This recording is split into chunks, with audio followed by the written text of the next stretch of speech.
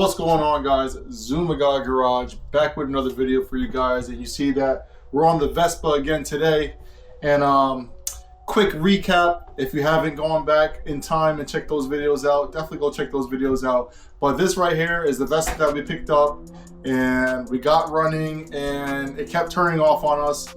Long story short, I diagnosed that stuff off camera, found out it was the coil that was the issue. It would heat up and then turn off. You would have to wait for it to cool down, and then you could turn it back on again. So I got a new coil, got the thing running mint, and then I started ordering parts for it. So the first thing I ordered was these wheels right here, and these are off of a Sprint. And I come to find out that these wheels don't even fit the motor that's on the bike originally. So me being me and being so impulsive, I had another motor laying around thanks to my boy Levi, and he said I can use it. So I end up throwing a whole nother motor on this bike, and that's where I'm at today. And I just want to start recording and show you guys what I got going on. So pretty much this whole motor swap happened just because I couldn't fit my new set of wheels on, and I had to put them on because they're 12s and it looks so good. So let's jump right into it, show you what I got going on right now. All right, so this right here is the motor that came with it originally. This is a Piaggio motor. It's a 4-stroke, and this is a 2-valve.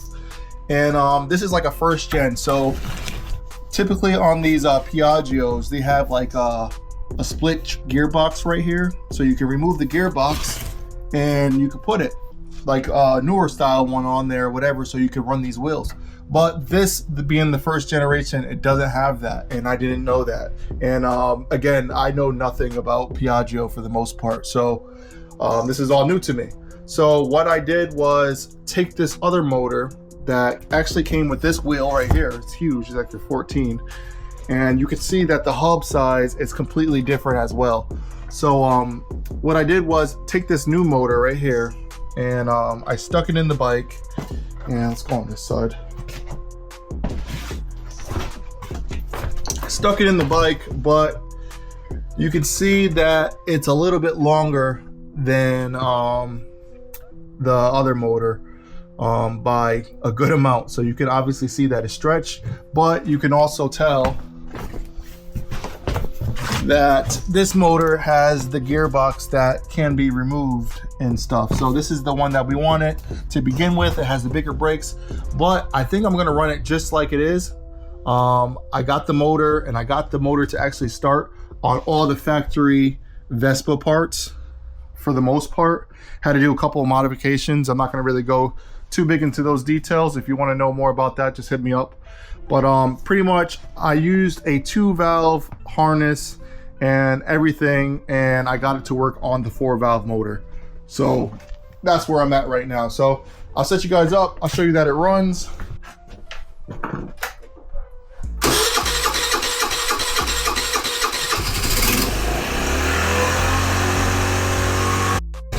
we go, guys. The 4-valve motor on the Piaggio Vespa that originally came 2-valve. And she's running good.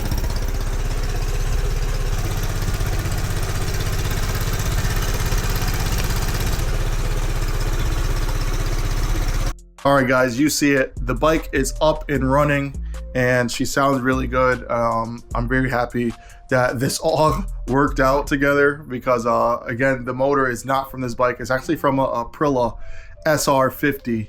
Motard, so I think it's like 2015, so it's new, has a bunch of electronics on it that I deleted and eliminated, and pretty much kind of like unlocked the motor, because this is like, the Vespas are like super rudimentary, or at least this one, the older ones, and they don't have that many restrictors as these new bikes. So hopefully this bike will do what it needs to do, because in the other bike, I think it was only doing like 30, like max speed. So if I can unlock some of that power and I get this thing up to like 40, 45, I'd be extremely happy, because these motors are very expensive to mod, and I'm not trying to put any money into that. So what I am trying to do is potentially slam this thing. So the next thing I'm waiting on now is some tires to come in the mail. I'm waiting for FedEx to drop those off, and then I have to go pick up some valve stems. So I'm gonna go pick up the valve stems and we can install those into the bike, wait for the tires, and then we have to come and do something here. So I had made a template to go here, but I can't really know if it's 100% until the tire is on, because it will tell me how much height or how much clearance I have to mess with everything. So let's go, guys. All right, guys, so valve stem installed, and when I came home, the tires had just came in. So I ended up going with these Kenta K6022s, and this is a what size is this one? This is a 120. I decided to go 120 in the front and then 130 in the back. I hope I can fit it. I have no idea. So like I said, this is all new to me, so we're gonna try to make this fit. If you want to learn how to install some tires, go down in the description, check that video out, because I already made a video on this. I'm just gonna hop into this and do this, so let's go.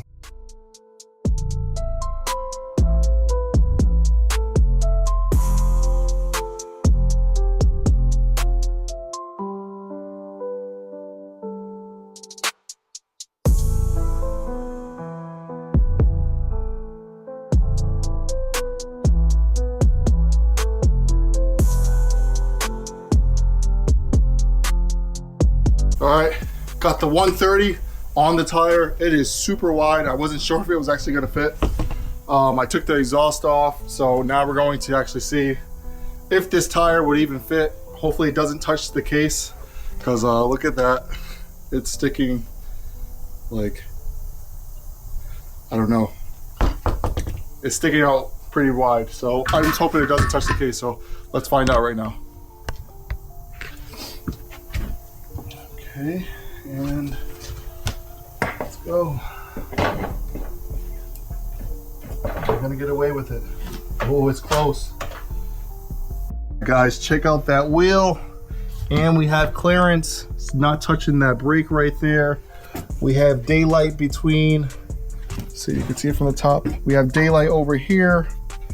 It's not touching, and that looks really good. To be honest, you could probably fit a 140 in here, but I don't think I have the rim to even fit a 140, but that looks good. Let's check it out from the other side. Oh yeah, she's definitely stretched. You could tell how far back she is. I'm definitely not going to be able to run the license plate thing. I can see it now. Actually, let's put these trim pieces on right here, and then let's see what we can do with that. And then we'll go into the suspension part, because I definitely want to run those pieces. If I do the suspension part now, I can probably screw it up because I don't have the full, you know what I mean, everything that's going to go on it. So let's put those on, and then we'll do the suspension.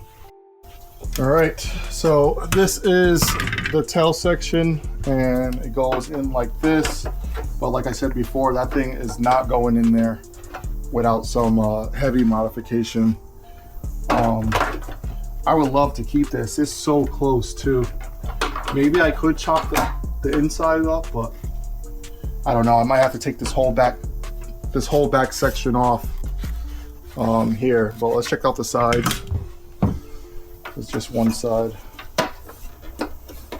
and yeah, that looks good.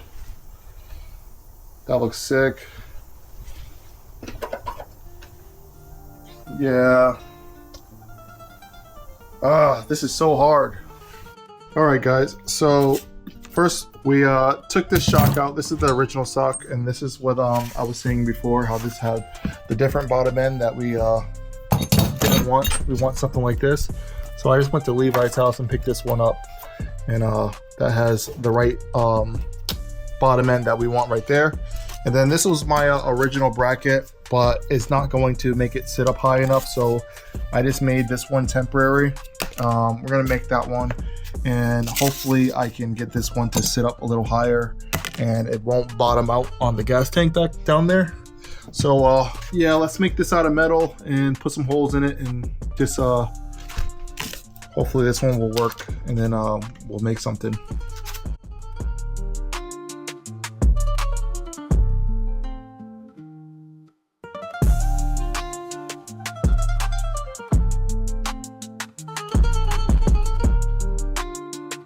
All right, guys, as you can see, I've been at it for a while. It's now nighttime, and you saw me make that little bracket. This was version 1, and I'm currently on version 4, but I got it all. All right guys, here it is. This is version 4 of this bracket, and I liked it. I like the way it came out. It came out nice. I'm happy with this. I am going to probably weld some like stiffeners in the center of this just to make it a little bit more rigid, but that thing should definitely, that thing's strong enough as it is right now. We did swap the shock out. So the good thing about this shock too, it came off of 150, so the spring rate is completely different. The problem with the factory Vespa one, the 50cc one that came with the bike, it was just so soft. So no matter how high I put it or whatever, it was just bottoming out still. So you can actually see that I actually put another adjustment to bring it down lower. So here's the bike right here. Got the little trim on. This back piece right here still needs to be trimmed. Like the mud flap has to like come off. But check this thing out. Check it off the kickstand. You guys right here.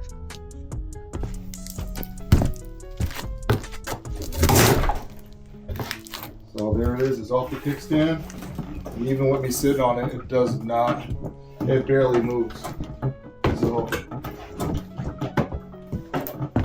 it feels so different too. Like, well, obviously it's super raked, but just the spring just feels so different, and it's not touching the gas tank. I'm super happy with that.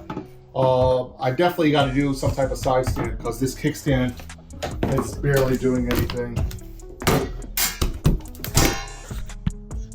Yeah, that kickstand sucks now, but man, that looks so good.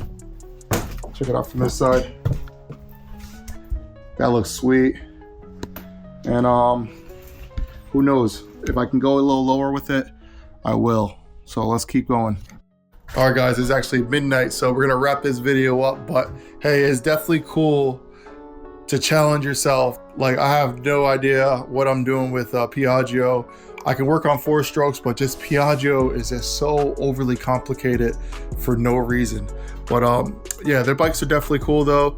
Vespas are cool and challenging. I like the fact that it's all metal, so this bike is just, you know, is all new to me, so I'm excited for it. So I really want to finish this thing. Hopefully in the next video we can get this bike on the road and go for a test drive.